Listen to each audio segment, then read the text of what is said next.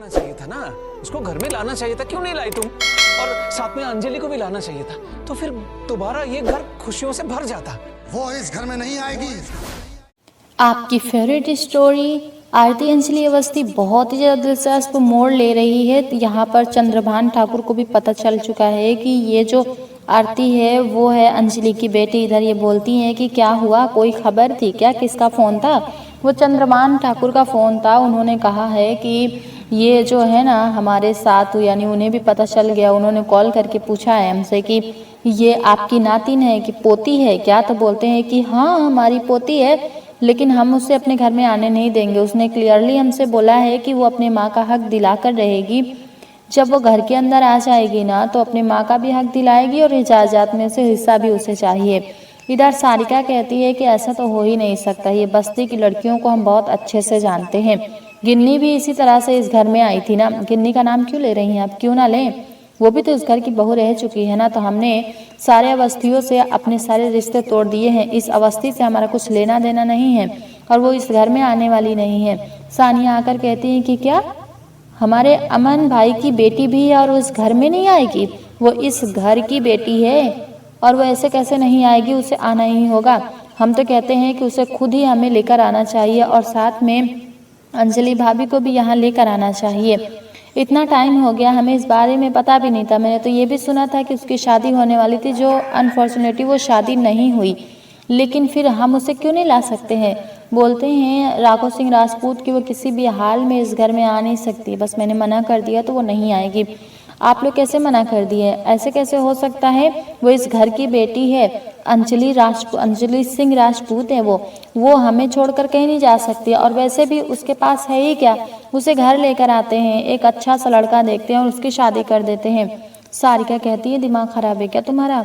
वो इस घर में नहीं आएगी। बस्ती की लड़कियां ऐसे ही होती हैं, पैसों के लिए कुछ भी करने को तैयार हो जाती हैं। देखा ना, गिन्नी भी तो आई थी। अभय कहता है कि उसका नाम भी मत लो इस घर में। अब ये अंजलि के चक्कर में गिन्नी को भी छोड़ चुका है।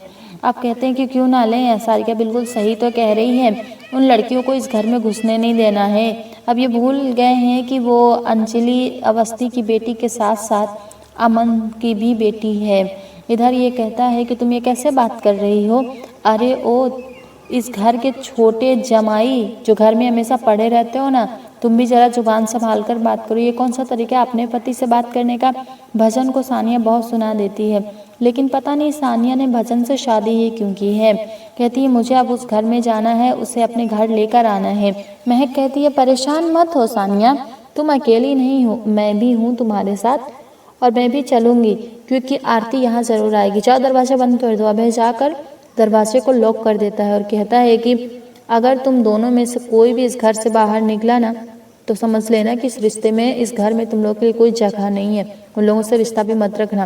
इधर खाना भी खिला देती और कहती है हो गया तेरा गृह प्रवेश, करवा दिया तूने उस कली का गृह प्रवेश, बर्बाद कर दिया तूने सब कुछ। अरे वो तेरा होने वाला पति है, तेरा प्रेमी है, उसके बाद भी तूने सच नहीं बताया। मैं खुद बता देती हूँ। नहीं, आप नहीं बताएंगी। आपको पता है मैंने क्या देखा? क्या देखा है? मैंने चंद्रभान ठाकुर को देखा है वहाँ पे।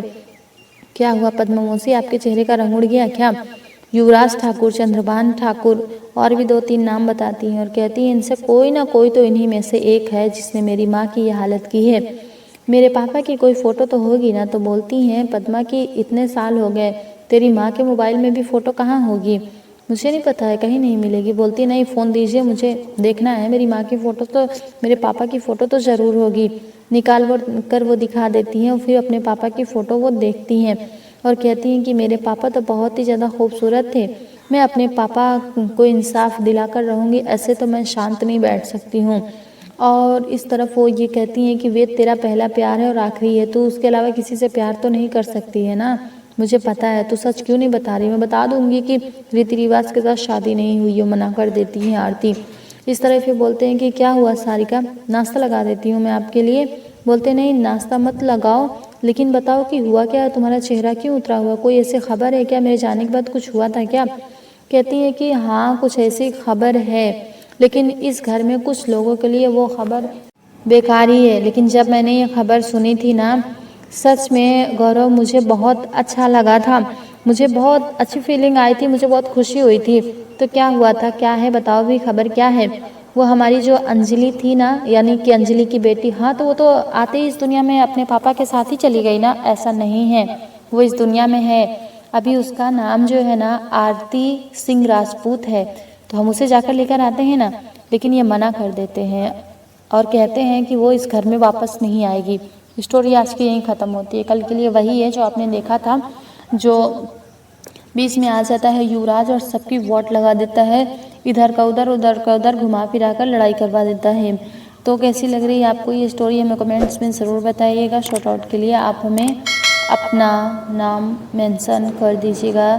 थैंक्स फॉर वॉचिंग और हाँ, हाइप ज़रूर करें।